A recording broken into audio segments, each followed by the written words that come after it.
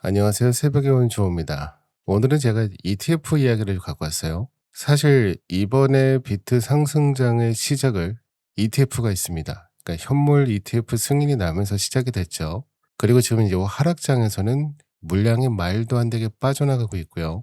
그래서 아마 이 ETF 얘기를 하면 싫어하실 것 같습니다. 근데 이번에 나온 뉴스를 보니까 지난번 ETF는 시즌 1이고 이번에는 시즌 2가 시작될 것 같은 좀 그런 뉴스입니다. 일단 이번에도 블랙록이 ETF를 이제 만드는데요. 요게 그냥 비트코인을 사는 ETF가 아닙니다. 비트코인을 들고 있으면서 거기서 매달 돈이 나오게 만들겠다. 요런 ETF입니다. 일단 이름부터 보시면 느낌이 좀 오는데요. 아이쉐어드 비트코인 프리미엄 인컴 ETF. 뭐 좋은 건 다 갖다 붙였죠. 일단 뭐 프리미엄 붙었고요. 인컴 붙었고요. 이 티커는 비타인데요. 여기서 핵심은 인컴입니다. 그러니까 쉽게 말해서 월급처럼 돈이 들어온다. 배당처럼 이자처럼 매달 뭔가 현금 흐름이 생긴다. 이거를 말하고 있습니다. 그러니까 블랙록이 지금 하려는 건 요거죠. 비트코인을 그냥 들고만 있지 말고 이걸로 매달 현금 흐름도 만들어보자. 요 얘기를 하고 있는 겁니다. 지금 일정도 거의 막바지인데요. 블랙록은 6월 9일이죠. SEC에다가 증권신고서 4차 수정본을 냈고 6월 10일에는 나스닥 상장 직전에 내는 마지막 행정서류까지 제출했습니다. 시장에서는 지금 6월 18일 목요일쯤에는 거래가 시작될 수 있다. 이렇게 보고 있고요. 그러니까 지금 상황이 뭐냐면 뭐 가게 인테리어 끝났고 재료도 들어왔고 간판도 달았고요. 이제 문만 열면 되는 상태입니다. 여기서 더 재밌는 게 있는데요. 블랙록이 6월 1일에 이미 약 990만 달러, 우리 돈으로 대략 150억 원 정도를 넣어서 펀드를 세팅해뒀습니다. 여기에는 비트코인 현물이 약 110개, 그리고 자기네 현물인 ETF가 9만 주, 그리고 콜옵션 856계약 매도까지 들어가 있습니다. 그러니까 말이 좀 어려운데요. 쉽게 말하면 우리 이런 상품 낼 수 있어요 수준이 아니라 이미 다 재료도 사놨고 냄비에 물도 올려놨고 불만 켜면 되는 겁니다. 그러니까 이번 뉴스의 핵심은요. 비트코인이 이제 월가에서 그냥 뭐 사고 파는 그런 상품을 넘어서요. 다른 금융 상품을 만드는 재료가 되고 있다는 겁니다. 일단 이번에 비타가 만든 핵심이요. 커버드 콜입니다. 이게 말이 어려운데 비유하면 쉬워요. 내가 비트코인을 갖고 있습니다. 근데 누군가한테 이렇게 말하는 겁니다. 한 달 뒤에 비트코인이 여기까지 오르면 당신이 내 비트코인을 그 가격에 살 수 있는 권리를 줄게. 그리고 그 권리를 파는 대가로 지금 당장 웃돈을 받습니다. 그 웃돈이 바로 옵션 프리미엄인데요. 쉽게 말하면 비트코인을 담보처럼 깔아놓고 거기서 권리 장사를 하는 겁니다. 그러니까 비트코인 자체가 배당을 주는 건 아니죠. 근데 요 비트코인한테는 아주 강한 특징이 하나 있습니다. 바로 변동성이 큽니다. 가격이 위아래로 세게 흔들리죠. 블랙록은 바로 요 흔들림을 돈으로 바꾸겠다는 겁니다. 자, 그러면 이게 왜 중요하냐? 비트코인 위에 이런 정교한 옵션 설계를 얹힐 수 있다고 된 것 자체가 비트코인이 이제 월가를 요리할 수 있는 이런 자산이 됐다는 겁니다. 예전에는 비트코인이 좀 야생마 같은 느낌이었죠. 어디로 튈지도 모르고 변동성도 크고 제도권에서는 무서워하고요. 근데 지금은 월가가 그 야생마를 마구간에다가 넣고 안장도 얹고 고삐까지 채우는 중입니다. 자, 그러면 시청자분들이 생각하셨을 때는 뭐 아이빗이라는 ETF는 있으니까요. 이게 뭐가 다른 거냐? 일단 아이빗은 비트코인을 증권계좌 안에서 쉽게 사는 그런 상품입니다. 금고에 비트코인을 넣어두고요. 그냥 가격만 따라가는 거죠. 비트코인이 오르면 같이 오르고 빠지면 같이 빠지는 구조입니다. 아주 직관적이죠. 그리고 운용 보수도요. 0.25%로 좀 낮은 편입니다. 반면에 비타는 다르죠. 비트코인을 그냥 보관만 하는 게 아니라 그 위에다가 옵션을 사고 팔면서 수익 구조를 만들고요. 펀드 매니저가 계속 조율하는 액티브 상품입니다. 그래서 보수도요. 연 0.65%예요. 아이빗의 2.6배입니다. 자, 그러면 비트코인 위에 이렇게 세금 체계까지 따로 붙는 아주 복잡한 2단계 상품이 나오는 거잖아요.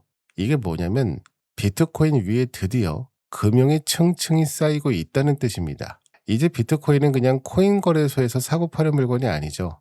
월가가 수수료를 붙이고 옵션을 얹고 세금 구조까지 붙여서 상품화하는 기초 자산이 된 겁니다. 요게 좋게 보면 생태계가 깊어지는 거고 뭐 나쁘게 보면 월가가 이제 제대로 돈 맛을 알고 장사판을 깔기 시작한 겁니다. 자, 그러면 이런 상품이 만약에 흥행을 하면 비트코인 가격은 어떨까요? 일단 많은 분들이 이렇게 생각하시죠. ETF가 나왔다. 그러면 돈이 들어온다. 그러면 오르겠지. 근데 이게 그렇게 단순하진 않죠. ETF는 통로입니다. 전통 금융의 돈이 비트코인으로 들어올 수 있게 깔아둔 그냥 파이프라인이죠. 자, 파이프라인이 있다고 해서 물이 무조건 흐르는 건 아니죠. 물을 밀어 넣을 수 있는 수압이 있어야 됩니다. 그 수압이 뭐냐? 바로 금리랑 유동성입니다. 지금 금리가 좀 많이 높죠. 모르겠어요. 뭐 트럼프가 금리를 낮출 생각이 없는 건지 끝까지 저기서 죽어라 싸우고 있죠. 그래서 지금 국채가 안전하게 뭐 4%, 5%씩 큰 돈을 주기 시작하고 있는데 이런 상황에서 비트코인한테 들어올 이유가 줄어듭니다. 그래서 이번에는 그 ETF가요. 비타 같은 인컴형 ETF가 좀 다르죠. 이번에 나온 건. 현물 ETF를 사는 사람은 어떤 마음으로 살까요? 비트코인이 오를 것 같아서 산다. 이런 쪽이죠. 근데 인컴형 ETF 투자자는 다릅니다. 매달 현금 흐름이 나왔으면 좋겠다. 이쪽입니다. 그러니까 뭐 배당을 좋아하거나 이자를 좋아하거나 은퇴 자금을 굴리는 사람, 요런 돈들이 들어올 수 있죠. 그리고 요런 돈이 꽤 규모가 큽니다. 그러니까 이번에 비타가 만약에 잘 팔린다라고 하면 비트코인으로 들어오는 돈의 종류가요. 하나가 더 늘어난다는 뜻입니다. 요게 핵심이죠. 근데 참 지금 상황은 웃기죠. 일단 월가에서는 이렇게 여러 가지 통로를 넓혀가고 있는데 정작 비트코인 현물 ETF에서는 돈이 좀 무섭게 빠지고 있습니다. 그 부분도 한번 살펴보겠습니다. 일단 5월 15일부터 6월 3일까지 비트코인 현물 ETF에서요. 13영업일 연속으로 돈이 빠졌습니다. 이거는 이제 ETF가 출범한 이후로 단 한 번도 없던 최장기 유출이죠. 빠져나간 돈은 집계 방식에 따라 좀 다르긴 한데 우리 돈으로 치면 얼마가 빠져나갔냐면 대략 6조 6천억 원에서 6조 7천억 원이 빠져나갔습니다. 싹 다 나간 겁니다. 그러니까 저렇게 빠졌는데 비트가 저 정도로 버티는 것도 난 용하다고 봐요. 그러니까 이 정도면 그냥 좀 빠졌네가 아니죠. 이게 비트코인 개수로 환산하면요. 약 5만 9천 개가 시장에 쏟아진 겁니다. 그리고 이제 이거 블랙록이 만들었다고 했잖아요. 이 블랙록 아이빗에서만 9거래일 동안 우리 돈으로 약 3조 7천억 원대가 빠져나갔습니다. 게다가 뭐 아시다시피 스트래티지가요. 수년 만에 처음으로 비트코인의 일부를 팔았다. 또 이렇게 공시까지 했죠. 32개 던지고 밑에서 싹 긁어갔죠. 이렇게 바닥으로 끌려 내려가고 다 도망갔잖아요. 지금. 스페이스X 로켓 쏜다 그래가지고 거기 상장하는 거 구경하러 넘어간 데도 되게 많고요. 하이닉스로 넘어간 것도 많고요. 싹 다 나갔습니다. 근데 지금 와서 저런 상품을 만드는 거죠. 그러니까 이번에 비트코인 하락으로 얼마가 청산됐는지 좀 찾아봤는데 청산, 그러니까 마진 잡았을 때 강제로 포지션이 날아가는 건데요. 2조 7천억 원 정도가 날아갔다고 합니다. 사라진 거예요. 근데 여기서 좀 복잡한 부분이 있더라고요. 6월 5일 날 데이터를 주고요. 좀 집계가 서로 충돌하는 게 있습니다. 한쪽은 305만 달러가 순유입으로 13일 연속 유출이 끊겼다고 보고요. 다른 한쪽은 같은 날 3억 2,566만 달러가 빠졌다. 이렇게 보고 있습니다. 숫자가 정반대죠. 왜 이런 일이 생기냐면 결제 주기랑 다크풀 정산 시점이 다르기 때문입니다. 이 다크풀이 뭐냐면 쉽게 말해서 큰 기관들이 이 호가창이 아니라 밖에서 조용히 거래하는 공간입니다. 큰 손들이 대놓고 사거나 팔면 시장이 흔들리죠. 그래서 뒤쪽에서 조용히 처리하는 거래가 있습니다. 근데 뭐 일단 수치가 좀 차이가 난다고 해도요. 현재 매도 쪽에 더 가깝긴 하죠. 자, 그럼 한번 전체적으로 보자고요. 이번에 큰돈이 빠졌어. 근데도 2024년 출범 이후로요. 누적 순유입은 여전히 530억에서 590억 달러 플러스입니다. 그러니까 우리 돈으로 약 80조에서 90조 원 규모가 플러스라는 겁니다. 이거 작은 돈이 아니죠. 아직 비트코인 ETF 안에 어마어마한 돈이 들어와 있고요. 아직 다 빠져나간 게 아니란 뜻입니다. 그 다음에 스트래티지도 밑에서 긁었죠. 비트코인을 2만 5천 개 넘게 더 사들였습니다. 그럼 얘네들이 바보라서 샀겠냐고요. 뭐 우리가 농담 삼아 뭐 컴퓨터 옆에 있던 고양이가 눌렀어요. 뭐 잘못 샀어요. 막 이러잖아요. 그게 아니잖아요. 근데 이런 와중에 블랙록이 왜 하필 지금 비타를 내놓는 걸까요?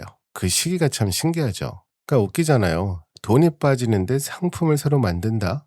일단 현물 ETF는 상승장을 파는 상품이죠. 반면에 인컴형 ETF는 변동성을 파는 상품입니다. 요게 차이가 크죠. 아이빗은 비트코인이 올라야 잘 팔립니다. 그러니까 비트코인이 더 갈 것 같다고 해야 돈이 들어오죠. 근데 5월과 6월처럼 가격이 흔들리고 돈이 빠지면 현물 ETF 성장세는 당연히 둔해집니다. 그러니 운용사 입장에선 난감하죠. 근데 비타는 다르죠. 비트코인이 꼭 올라야만 돈이 되는 상품은 아닙니다. 그러니까 오르든 내리든 횡보를 하든 변동성만 있으면 이런 옵션 프리미엄을 받을 수 있습니다. 여기서 좀 더 영리한 구조가 있는데요. 이 비타 ETF요. 운용을 위해서 블랙록의 자사 현물 ETF인 아이빗 주식을 사서 보유합니다. 그러니까 비타의 돈이 들어오면 어떻게 되냐? 블랙록의 새 상품도 커지고요. 그 다음에 기존 아이빗의 매수 기반도 두꺼워집니다. 그러니까 새 상품으로 아까 뭐 보수도 올랐잖아요. 2.6배가 올랐는데 높은 보수를 챙기면서 기존 상품의 자금 이탈까지 어느 정도 막는 구조죠. 그러니까 여기서 봐야 될 건 이겁니다. 그러니까 우리가 그러잖아요. 기관들이 다 떠났다. 짐 싸서 떠났다. 아닙니다. 얘네들 지금 시즌2 준비하는 것 같습니다. 시즌1 장사가 끝났고요. 시즌2 장사 준비 시작하는 겁니다. 그러면 이런 질문이 나오죠. 일단 상품이 좀 복잡해요. 이거를 미국 정부가 허용해 줄까?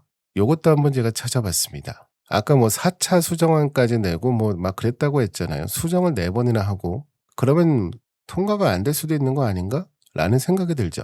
근데 지금 흐름이요.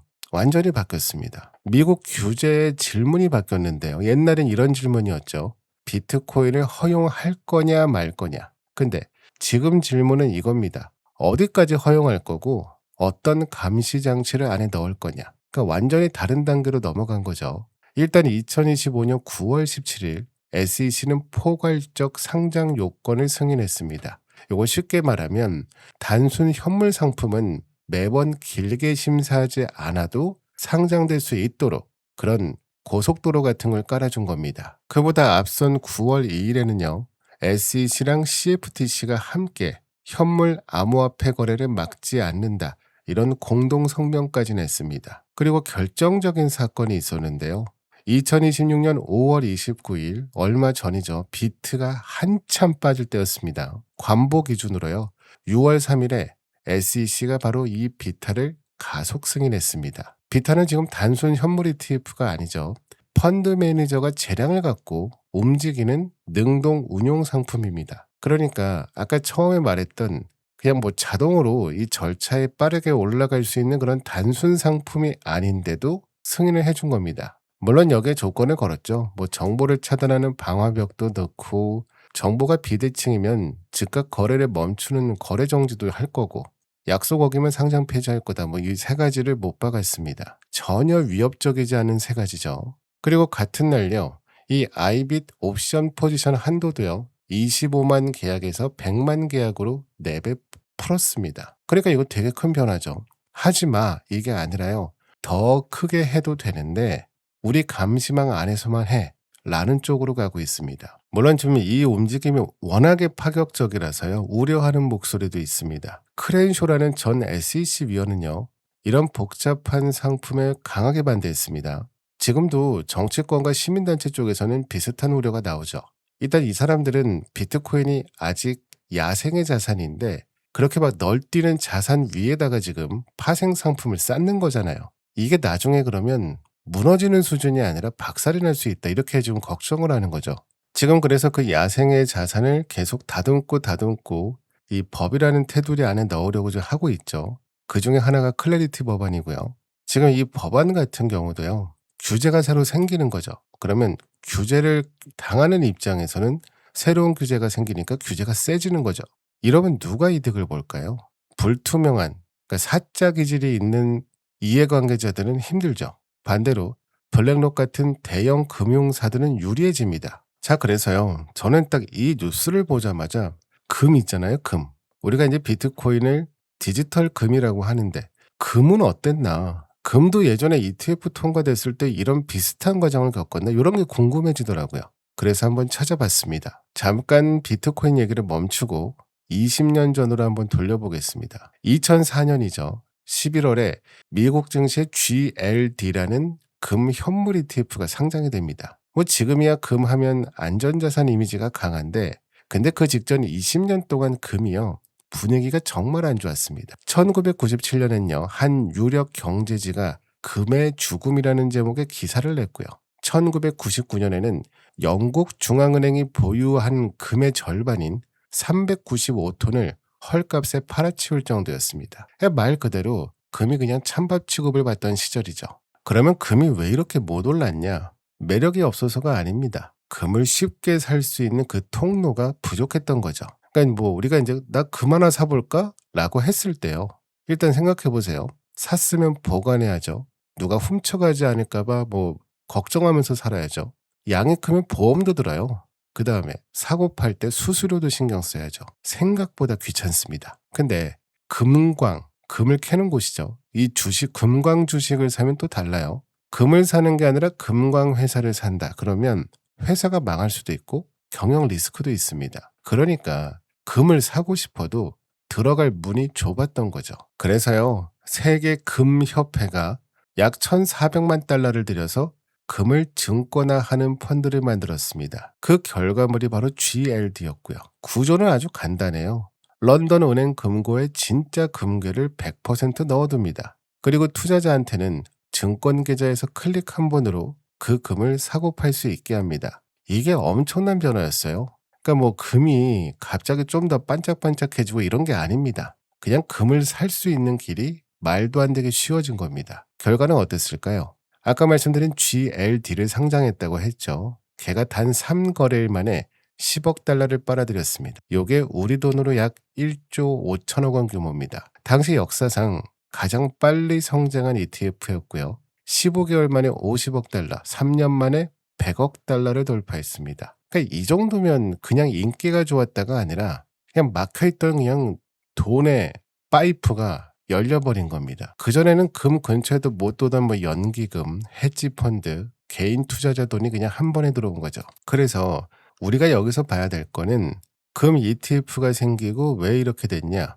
돈이 흘러 들어올 수 있는 물길을 뚫어놓은 겁니다. 그리고 지금 비트코인 ETF도요. 비슷한 게 아니라 똑같은 역할을 하고 있습니다. 자, 그러면 금 ETF가 나왔을 때 이 금값이 진짜 올랐나?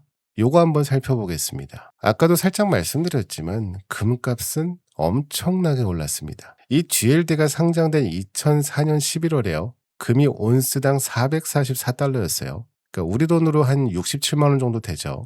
그리고 2011년 9월에는요. 1921달러까지 올라갑니다. 우리 돈으로 292만 원 수준이죠. 그러니까 330% 넘게 오른 겁니다. 7년 만에요. 그러니까 대세 상승의 시작점이 2001년을 저점으로 봤을 때요. 10년 동안 600%가 넘게 올랐습니다. 엄청난 상승이죠. 자, 그러면 그때 어떤 일이 있었냐? 우리가 그걸 한번 생각해 보자고요. 닷컴 버블이 붕괴하고 초저금리가 왔고요. 달러가 약세가 왔고요. 실질금리가 하락이 왔습니다. 지금 너무 비슷하지 않아요? 지금 버블 어떤 버블 얘기하죠? AI 버블 얘기하죠. 달러는 이미 약세입니다. 엄청나게 찍었잖아요. 지금 금리가 높아서 그게 좀 다른데 만약에 시간이 좀 흘러서 금리가 꺾여서 떨어지기 시작하면 완벽한 조건을 다 갖추는 겁니다. 자, 그러면 이게 바로 비트코인에도 중요하겠죠. 지금 비트코인 ETF는 통로를 만들고 있습니다. 이번에 그 통로가 하나 더 생겼죠. 배당 좋아하고 이자 좋아하는 사람들이 살 수 있는 상품을 만든 겁니다. 자, 그러면 야, 이게 금이랑 비트코인이랑 똑같냐? 금은 눈에 보이고 비트코인은 보이지도 않는데. 맞습니다. 이걸 뭐 완전히 똑같다고 보면 안 되죠. 닮은 점도 있고 다른 점도 있습니다. 일단 닮은 점부터 볼게요. 둘 다 직접 보관이 좀 귀찮은 자산입니다. 그러니까 금은 직접 갖고 있으면 말 그대로 보관이 문제죠. 무겁기도 하고요. 근데 비트코인은 직접 지갑에 보관을 하게 됐을 때 키 관리가 문제입니다. 그러니까 비밀번호 잃어버리면 끝이죠. 근데 ETF가요. 요 귀찮은 일을 세계 최고 금융기관 쪽으로 넘겨줍니다. 금은 아까 어디 들어갔다 그랬죠? 런던 은행에 들어갔죠. 그럼 비트코인은 어디 들어갔나요? 코인베이스 커스터디 같은 수탁 인프라에 들어갑니다. 그러니까 수탁은 쉽게 말해서 자산을 대신 안전하게 맡아주는 서비스죠. 그리고 일단 둘 다 공급이 제한되어 있습니다. 금은 연간 공급 증가율이 1.75%고요. 비트코인은 반감기 때문에 약 1.1% 수준입니다. 그러니까 이제 새로 나오는 속도만 보면요. 비트코인이 금보다 더 낮습니다. 그리고 아까 이제 ETF 얘기 나왔을 때 금이 ETF가 됐을 때도 성장 속도가 뭐 엄청 빨랐다고 했죠. 근데 비트코인이 더 빨랐습니다. 지금 비트코인 ETF가요. 2년 만에 우리 돈으로 80조 원을 모았는데요. 금이 요거랑 똑같은 규모를 모으는데 5년이 걸렸습니다. 그러니까 속도만 놓고 봤을 땐 비트코인이 더 빠르죠. 야, 그러면 비트코인이 금보다 더 센 거 아니냐? 뭐 이런 생각이 들잖아요. 근데 다른 점도 냉정하게 봐야 됩니다. 가장 큰 차이는 변동성이죠. 금 변동성이요. 15%에서 20% 수준. 진짜 우리 코인하는 사람들 입장에서는 아무런 느낌이 없는 거죠. 뭐 15% 마이너스 된다고 해도 눈 하나 깜짝 안 하는데. 그러니까 금은 진짜 안전한 거죠. 근데 비트코인은 60%에서 80% 수준입니다. 그리고 일단 금에는 커다란 뭐 리스크 같은 건 없는데요. 일단 비트코인 같은 경우는 다들 아시다시피 양자 컴퓨터 리스크가 지금 기다리고 있죠. 뻑하면 요게 나오죠. 제가 코인을 한 8년 했잖아요. 늘 양자 컴퓨터 이야기 나왔었습니다. 아마 8년 뒤에도 양자 컴퓨터 얘기가 나올 것 같기는 한데 어쨌든 리스크가 있죠. 사실 이번에 양자 컴퓨터 리스크는 조금 더 걱정이 됐던 건 구글에서 이야기를 했으니까 우리 뚫을 수 있어. 이렇게 얘기를 했잖아요. 그래서 그런 부분에서는 비트코인하고 금하고 다르다. 뭐 이 정도는 알고 계셔야 됩니다. 그러니까 다만 일단 기관이 들어왔고 ETF라는 그릇, 제도권이라는 그릇 자체는 비슷해졌죠. 그래서 비트코인은 아직이요. 성장통을 겪고 있는 그런 디지털 자산이다. 이렇게 보시면 좋을 것 같습니다. 자, 그러면 이런 흐름을 블랙록 혼자 하고 있을까요? 제가 다른 애들은 뭐 하고 있는지 그것도 한번 살펴봤습니다. 블랙록 혼자 하고 있다면 사실 뭐 그렇게 크게 와닿지 않을 수도 있죠. 근데 월가 전체가 움직이고 있습니다. 일단 골드만삭스 같은 경우는 4월 16일에요. 비트코인 커버드 콜 ETF 승인을 신청했고 7월 초에 출시를 노리고 있습니다. 이 블랙록이 비타 출시를 6월 중순으로 막 서두르는 것도요. 골드만삭스한테 선점을 안 뺏기려고 하고 있습니다. 근데 이 골드만삭스는 뭐 클래리티 법안 가지고 막 뭐라고 했죠. 그러니까 모르겠어요. 쟤네들의 생각이 뭐 술 먹고 얘기하는지 뭐 하는지 모르겠는데 여기 가선 이 얘기하고 저기선 또 저 얘기하고 막 그러더라고요. 어떨 때 보면 유튜버보다 더한 것 같아요. 그리고 이 모건 스탠리는 또 다른 길을 가죠.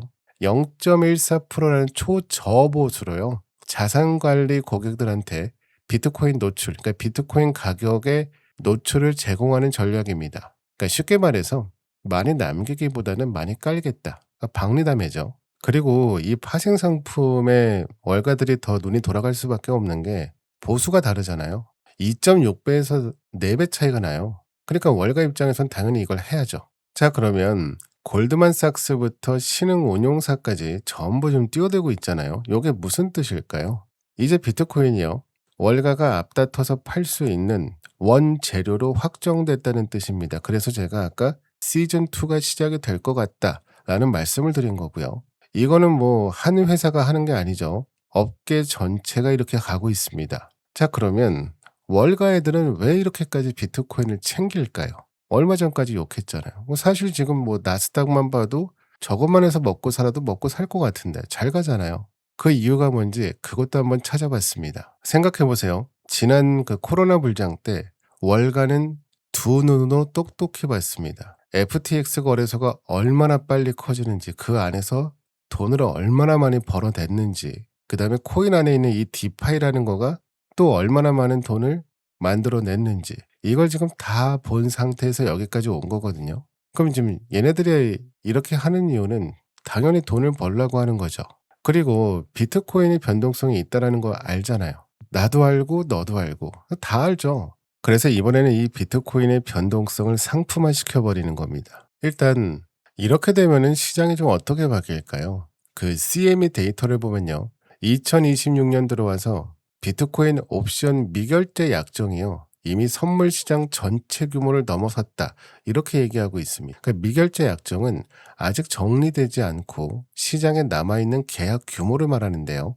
그러니까 쉽게 말하면 여기에 얼마나 많은 돈과 포지션이 걸려 있는지를 보여주는 겁니다. 옵션 시장이 이만큼 커졌다는 건 그냥 비트코인을 그냥 단순히 사고 파는 시장을 넘어서 해지와 수익 구조를 만드는 그런 장으로 바뀌고 있다. 이런 뜻입니다. 그래서 월가가 뭐 비트코인을 믿냐, 믿습니까? 이런 거 아니고요. 월가가 비트코인을 믿지 않아도 굴러갈 수 있는 그런 구조를 만들어 버렸냐. 이게 중요한 겁니다. 걔네가 믿는다고 해도 사실 그 말 자체에 믿음이 안 가잖아요. 그래서 지금 비트코인을 계속 붙잡고 있는 이유는 돈이 되니까 붙잡는 겁니다. 버린 게 아닙니다. 자, 그러면 ETF가 파이프라인이고 돈이 들어오려면 수압이 필요하다고 했죠. 그 지금 수압은 어떨까요? 솔직히 말하면 좋지는 않죠. 금리도 문제고 거시적인 상황도 사실 불안하죠. 자, 근데 이번에 6월 16일부터 17일까지 FOMC 회의가 열리죠. 5월에 새로 취임한 케빈 워시 의장이 데뷔하는 무대입니다. 일단 회의 직전에 발표된 5월 소비자 물가는 4.2%입니다. 지금 목표치가 2%인데요. 2배가 넘어요. 그리고 실업률은 4.3%로 슬금슬금 오르고 있습니다. 이게 아주 애매합니다. 일단 물가만 보면 금리를 내리기 어렵죠. 고용만 보면 금리를 올리기도 부담스럽습니다. 일단 선물 시장에서는요. 6월 회의에서 금리 동결 확률을 98% 안팎으로 보고 있습니다. 그래서 사실상 이번에는 안 움직이지 않겠냐 이런 분위기죠. 그리고 좀 더 불편한 이야기가 있는데요. 워시 의장이 점도표를 아예 없앨 수도 있다라는 관측도 나옵니다. 이 점도표가요. 연준 의원들이 앞으로 금리가 어디쯤 갈 것 같다라고 점을 찍어서, 그러니까 뭐 점 본다 이게 아니라 실제로 점을 찍어요. 점을 찍어서 보여주는 지도 같은 건데요. 그러니까 이 점도표를 보고 좀 시장에서 예측을 해서 투자를 할지 안 할지를 정하는데, 만약에 이걸 없애게 된다면 제가 봤을 때 좀 혼란이 오지 않을까. 뭐 그거는 그냥 예측이기 때문에 어떻게 지금 결과가 나올지는 모르겠지만, 일단 현재 상황을 놓고 봤을 때는 비트코인 입장에서 좋은 상황이 아니죠. 그러니까 지금 뭐 비트코인 시장이 끝났다가 아니라 주변 상황이 지금 안 좋은 겁니다. 그래서 제가 생각을 했을 땐 금리가 만약에 떨어지면서 앞으로 금리가 떨어질 것 같아 라고 방향을 바꾸면, 이 방향을 바꿨을 때가 제일 크게 올라가거든요. 원래 그래요. 금리가 뛴다라고 했을 때 훅 빠졌다가 조금씩 뛰면 사람들이 거기에 적응을 하잖아요. 그럼 다시 반등을 합니다. 이것도 똑같아요. 거꾸로니까요. 이제 떨어지나 보네? 저점 매수해야겠네 라고 돈이 확 들어오겠죠. 그런 상황만 좀 벌어진다면 아마 좀 반등이 나오지 않을까. 네, 이런 기대는 하고 있습니다. 자, 그러면 이제 비트코인 쪽에서는 이런 변동성을 가지고 상품을 만들었다고 했죠. 근데 우리는 사실 알트코인도 중요하잖아요. 그래서 제가 알트코인 쪽도 한번 찾아봤습니다. 얘네가 일단 상품을 하나 만들고 승인까지 받고 팔기 시작하면 비트코인 하나로 절대 안 끝내죠. 이거 되네? 그럼 또 다른 건 뭘 팔아볼까? 얘네가 상품을 파는 거예요. 그 다음에 바로 알트코인 ETF죠. 이게 그냥 제가 막연히 희망 회로를 돌리는 게 아니라 실제 제도 위에서 현실이 되고 있습니다.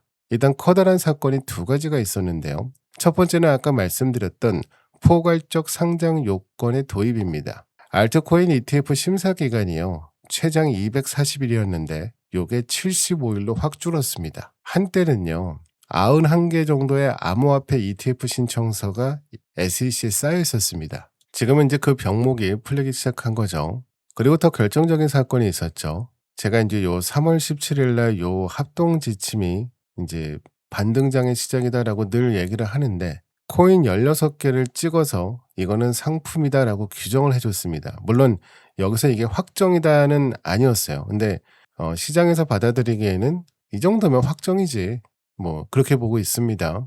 여기 들어갔던 코인들이 뭐 비트코인, 이더리움, 솔라나, 리플, 도지, 에이다, 아발란체, 체인링크, 폴카닷, 헤데라, 라이트코인 등 16개 암호화폐가 있습니다. 뭐 시바이노도 있고 앱터스도 있고 들어가 있습니다. 그건 좀 찾아보시면 나올 겁니다. 그러니까 이게 왜 중요하냐면, 암호화폐 시장을 10년 넘게 괴롭힌 질문이 바로 요거였죠. 이거 증권이냐 상품이냐. 사실 코인을 하는 사람들도 약간 헷갈렸어요. 하는 짓은 증권인데 이게 왜 상품이지? 라는 생각은 저변에 깔려 있었죠. 알트 같은 경우는 그랬고요. 게다가 이 파생 상품이 알트로 오면 더 재밌어지는 것 중에 하나가 스테이킹까지 달라붙잖아요. 그러니까 이 상품을 엮을 수 있는 게 한층이 더 있는 겁니다. 실제 수요도 있어요. 이 코인베이스의 설문에서요. 기관 투자자의 73%가 2026년에 암호화폐 할당을 늘리겠다라고 답했습니다. 그중에 또 81%가요. 직접 코인을 사기보다는 ETF 같은 등록된 수단을 통해 접근하겠다라고도 했습니다. 이게 핵심이죠. 일단 보시면 코인을 바로 사는 건 얘네들 입장에서 좀 부담스럽죠. 지갑 관리도 쉽지 않고요. 회계 처리도 복잡하고요. 근데 요거를 ETF로 싹 포장해주면 이야기가 달라집니다. 야, 이거는 우리가 늘 사던 상품이네. 이렇게 되는 거죠. 그러니까 실제로 알트코인 ETF 정말 많이 됐고요. 정말 많이 됐습니다. 많이 됐고 아까 뭐 파이프라인이라고 했는데 그 파이프라인은 이미 다 만들어 놓은 것들이 되게 많죠. 돈이 들어오기만 하면 됩니다. 자, 그러면 일단 알트코인들이 ETF가 많잖아요. 여기서 어떤 코인이 ETF에 유리할까요? 사실 이게 또 중요하죠. 일단 우리들 생각에는 인기 좋은 코인이 ETF도 많이 팔지 않겠어? 라고 생각을 할 수 있는데요. 절대 아닙니다. ETF 시장에서는 팬덤보다 더 중요한 게 있죠. 일단 기관이 설명할 수 있냐, 규제기관이 받아들일 수 있냐, 그리고 수탁사가 안전하게 보관할 수 있냐, 요 세 가지가 중요합니다. 그래서요. 기관과 규제당국이 보는 조건은 대략 좀 정리를 하자면 4가지 정도가 되죠. 일단 CME 같은 규제된 선물 시장이 있어야 됩니다. CME는 전통금융권이 신뢰하는 파생상품 거래소입니다. 여기에 선물 시장이 있다는 건 가격 감시와 시세 조정 방어에 유리하다는 뜻이고요. CME는 24시간 전환을 했죠. 자, 그 다음에 코인베이스나 비트고 같은 검증된 수탁사가 키를 안전하게 보관할 수 있어야 됩니다. 그리고 미등록 증권으로 찍힐 수 있는 사법 리스크가 해소돼야죠. 그래서 이 코인을 재단이 너무 많이 갖고 있거나 이러면 아마 못 들어올 겁니다. 월가 입장에서. 지금 클래리티 버발이 대략적으로는 아웃라인이 나왔잖아요. 그걸 보고 들어가겠죠. 그리고 이 코인은 이런 이유로 필요하다라고 고객한테 설명을 할 수 있어야 되죠. 명분이 있어야 됩니다. 그냥 이거 인기 되게 많아요. 여기 들어가 보시면 그 검색창 상위 보이시죠? 여기 들어가 있어요. 뭐 이렇게 설명할 수는 없잖아요. 그래서 명분이 있어야 됩니다. 일단 요거를 통과할 수 있는 애들이 뭐가 있냐를 좀 보자면 일단 뭐 리플 같은 경우도요. 얘네는 소송을 이겼죠. 그래서 11개가 넘는 현물 ETF가 한꺼번에 나왔습니다. 그리고 이제 라이트코인 같은 경우는 디지털 은이라고 하죠. 라이트코인은 물론 이제 업비트에는 없지만 그리고 지난 14년 동안 단 한 번의 네트워크 중단도 없었다. 이런 기록도 있고요. 그리고 체인링크 얘네는 오라클이라는 명분이 있습니다. 그리고 체인링크는 쓰이는 곳이 워낙에 많아서요. 이번에 월드컵 관련해서도 또 뭐 쓰인다고 하더라고요. 그것도 제가 준비를 할 겁니다. 그리고 헤드라 같은 경우는 대기업 연합이 참여한 내러티브가 있죠. 솔라나는 제가 찾아보니까 23건의 ETF 신청이 몰려 있습니다. 요거는 이제 랜드러시라고 하더라고요. 랜드러시가 뭐냐면 먼저 이 땅을 차지하자라고 사람들이 한꺼번에 몰려드는 개척 경쟁을 표현하는 거더라고요.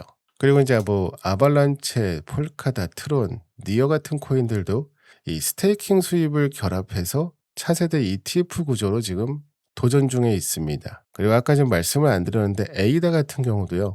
이 모범생 이미지가 있죠. 학자가 만든 코인 이런 이미지도 있고요. 지금 조금 안에서 시끄럽긴 하지만 정리가 좀 돼가는 분위기더라고요. 그래서 이게 결론적으로 봤을 때 좋은 코인이 더 많이 갈 것 같습니다. 옛날에는 약간 사짜 느낌 나는 애들이 막 많이 가고 그랬잖아요. 옛날 장에는. 근데 그게 좀 바뀌어가는 것 같아요.